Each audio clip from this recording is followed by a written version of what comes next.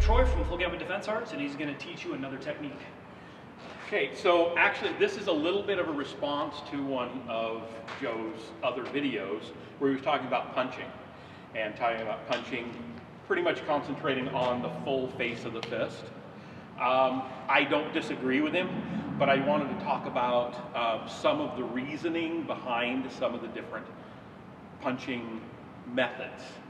So just to run through them real quick. So first of all, without even talking about knuckles, you've got a lot of arts, styles, they clench up the whole fist and they do a complete twist over, okay? Shotokan, most of the karate styles do, most of the kung fu styles do. Isshin-ryu specifically does a vertical punch. My style of commission-ryu does a 3/4 twist. So not here, we're halfway in between. Oh, nice. And there's reasoning behind all of those. Then there are some kind of, maybe a little more on the fringe, but there are some Tai Chi styles especially that I'm thinking of. One in particular, Earl Montague's style, where he actually punches palm up, and he's actually punching with 3 knuckles. But first off, most of the karate styles, the kung fu styles, they're doing that full twist, and they are trying to hit with these first 2 knuckles. The problem with the full twist, among other things, is this is a really weak spot, and you kind of have to tweak your elbow, your wrist down slightly to hit with those 2 knuckles. And the problem is that you end up with a lot of people breaking their wrists when they're not used to striking a hard surface. Right. Hard surface. Yeah. Body hardening, guys. Yep. Body hardening, right? Okay. So then, and I'll get to that, and when I get back around to the 3/4. Isshin-ryu does the same thing, but again, they're using the vertical punch, but they're also twisting down. Okay, and they have less issue than where Shotokan, for example, I'm not bashing Shotokan, I love Shotokan, but they have a tendency to bend this way and break the wrist. Isshin-ryu still has that, but it's a little bit harder to break the wrist. I think that's why they do the vertical punch. Okay, and again, they're still punching with these first 2 knuckles. Commission-ryu, my karate style, actually uses a 3/4 punch, and there's a lot more going on there. 3/4 because it lines up the bones in the arms better. See, so with a full twist punch, well, let's go to the anatomical position. The anatomical position, you have the radius on the thumb side goes to the thumb side. Ulna from here to the pinky side. If you are completely twisting the hand over, you're actually forcing those bones against each other in a crossed position. You're also using the muscles in an inefficient way. Muscles are strongest at their midpoint. Well, opposing muscles are better at the strong point. So like here, my bicep is at its strongest because the muscle is the most contracted. My tricep is at its weakest. Here, the opposite. The tricep is at its strongest, bicep at its weakest. So that's why, like in my Tai Chi style, we use a bow, which puts us in that mid-range for both muscles. Same thing applies to your punch. You're overstretching certain muscles and you're over-contracting others.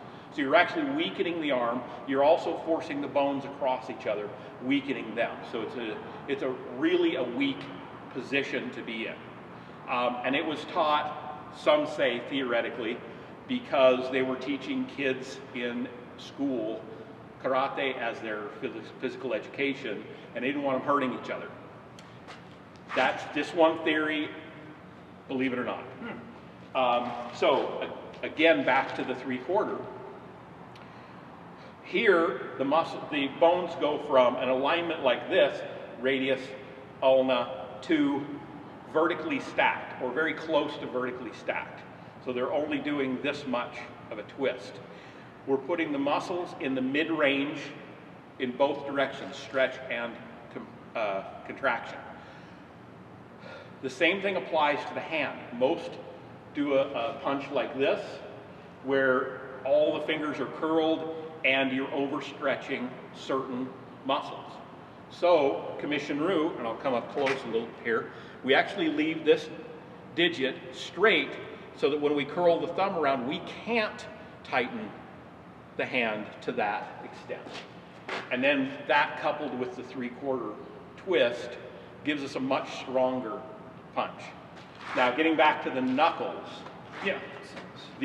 So you want me to go ahead and? Yeah, you can do it, yeah. Okay, so I'm going to do a full twist punch. Yep. Mm-hmm. Okay. Yeah. Okay, and now I'll do a vertical. And now I'm going to do the 3/4. Mm-hmm. Okay, can you feel the difference? Yeah, now I can I'm hitting with these 2 knuckles every time in that. Mm-hmm. Okay, but I'm used to punching that way, but also I'm putting my body in the best position to withstand that using those 2 knuckles. Again, not saying it's the best way, it's just how our style has developed. Oh, definitely, guys. And the thing is, if you are going to hit with just 2 knuckles, make sure it's the bigger ones, okay? Yeah. And this just happens sometimes out of consequence. Because they're bigger, you're going to hit with those, right? Yeah, they stick out farther. So definitely, like, if you're one of the styles just wanting to hit, because I was saying in the other video to hit with your full fist, and a lot of times even when you're hitting your full fist, you're going to hit with those 2 big knuckles. But he's talking about the alignment, guys, which is so important as well, right? And keeping our wrist straight will align that on most normal punches, but he's explained this real well. Do you want to go again like a full power punch here with that? Okay. Yep, he's here. Yeah, see that? Okay. Okay. Mm-hmm. And now I'm going to do another full twist. Yep, full power. Mm-hmm. That's a full twist. Okay. And then Vertical. the vertical's interesting. And then, Okay. was it the other one you did? Yeah. Is the 3/4. Yeah. So getting back to like Bruce Lee's 1-inch punch. Okay, and I'm not good at it, I haven't practiced it, but one of the things he's talking about, he's using a full fist, but he's coming in here. So he'll actually be even touching, and he goes, and it's there. Yep. Now, he practiced that, so he was used to how he needed to support his wrist in that motion. Definitely. Yep. Yep. Okay. But he's hitting with these 3 knuckles in that. And part of the philosophy behind it, as far as I understand, is you're not getting any extension here. Really, you're getting body. And if I just come through with the body, I can push him. But if you want to put power into the body,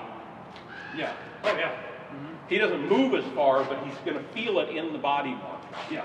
Okay, so that's kind of the philosophy behind that. Now the last one it's also 3 knuckles, but it's always palm up. So here That's interesting. coming in. Yeah, it's interesting.